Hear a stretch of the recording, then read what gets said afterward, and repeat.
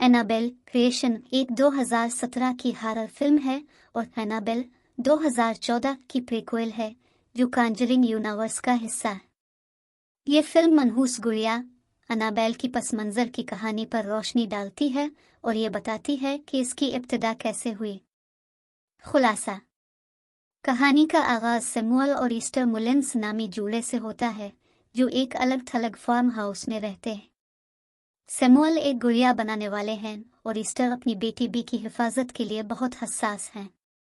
बदकिस्मती से बी एक कार हादसे में हलाक हो जाती है जिससे मुलिन्स शदीद गम का शिकार हो जाते हैं।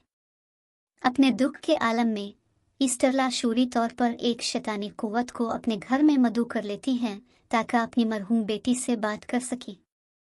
इसके नतीजे में शैतान सैमुअल की बनाई हुई एक गुड़िया में दाखिल हो जाता है और यूं एनाबेल गुड़िया की तख्लीक होती है।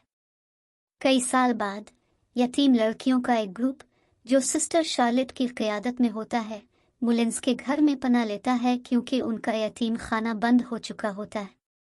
जल्द ही घर में मौजूद शैतानी कुव्वत इन लड़कियों को निशाना बनाना शुरू कर देती है, ख़ास तौर पर जीनेस को जो व्हील चेयर पर है।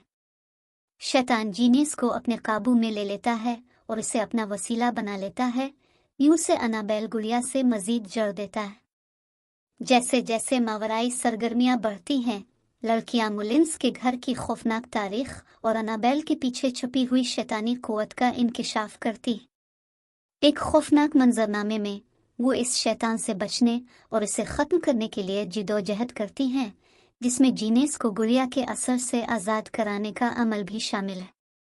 फिल्म के आखिरी लम्हात में दिखाया जाता है कि जीनेस, जो अब मुकम्मल तौर पर शैतान के काबू में है, एक बालिग औरत बन चुकी है और एनाबेल गुड़िया की पहली इंसानी मालिक बन जाती है, जो असल एनाबेल फिल्म के वाक़यात की तरफ ले जाती है। मौज़ूआत: ये फिल्म गम, नुकसान और माफ़ौक़ अल-फितरत के साथ मामलात के नताइज जैसे मौज़ूआत की अक्कासी करती है।